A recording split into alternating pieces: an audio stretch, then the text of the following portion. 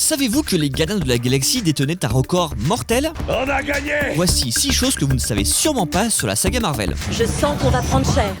Numéro 1, l'incroyable perte de poids de Chris Pratt. Dans 1 kilo, t'es officiellement obèse, gros. C'est grâce à cette photo qu'il avait prise sur le tournage de Zero Dark Thirty que Chris Pratt a convaincu Marvel Studios qu'il aurait la carrière nécessaire pour incarner Star-Lord au cinéma. Je vais me mettre à la muscu. Très sérieusement. L'acteur a néanmoins demandé 6 mois pour perdre 23 kilos et affiner la silhouette arrondie qu'il avait dans la série Parks and Recreation, et il en a finalement perdu 27, sans savoir que James Gunn était prêt à lui offrir le rôle même s'il ne perdait pas de poids. Un régime musclé à plus d'un titre qui nous a valu une très bonne blague sur le sujet dans Parks and Recreation. So the only thing you did was stop drinking beer? Yeah, I lost 50 pounds in 1 month. How much beer were you drinking? I know, right? Numéro 2, un record galactique.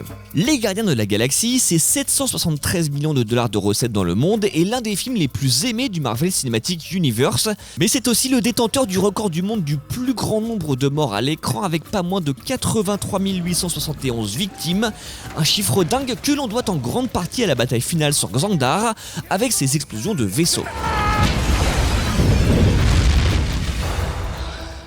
Numéro 3, je s'appelle Groot. Je s'appelle Groot. Dans la mesure où le personnage de Groot n'a qu'une seule réplique dans toute la saga Marvel, Je s'appelle Groot.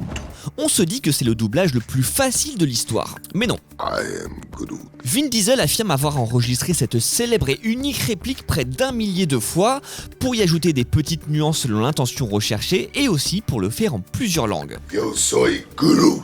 Sur le premier opus, Vin Diesel a enregistré ses dialogues dans une dizaine de langues, dont l'anglais évidemment, mais aussi le français, le russe, le mandarin, l'espagnol et l'allemand.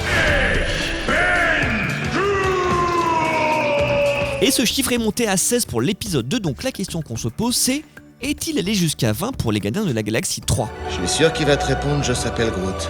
Et petit détail qui rend la chose encore plus amusante, Vin Diesel enregistrait ses répliques montées sur des échasses afin de bien sentir à quel point Groot était massif. On appelle ça l'amour du travail bien fait. Yo soy Groot.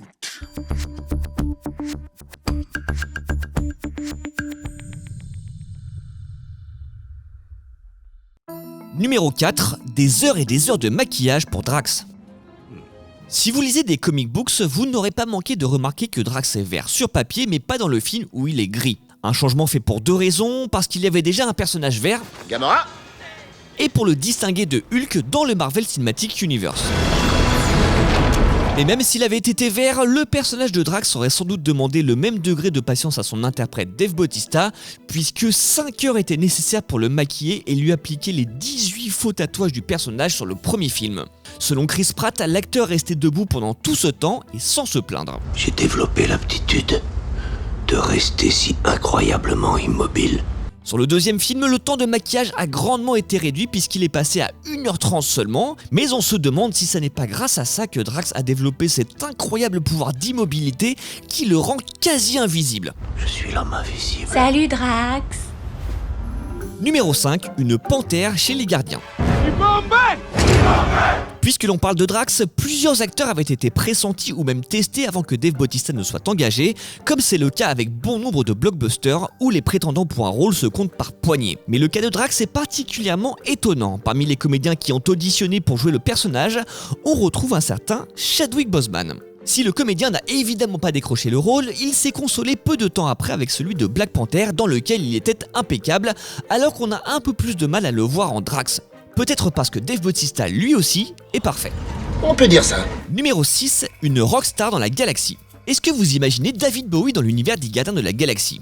Eh bien, vous n'êtes pas les seuls. James Gunn et Kevin Feige voulaient en effet que la star fasse un caméo dans le volume 2, mais elle est décédée avant que cela ne puisse se faire, en janvier 2016. Le réalisateur lui a quand même rendu un hommage dans le téléfilm Joyeuse Fête, puisque le nouveau vaisseau des héros s'appelle Bowie, tout simplement.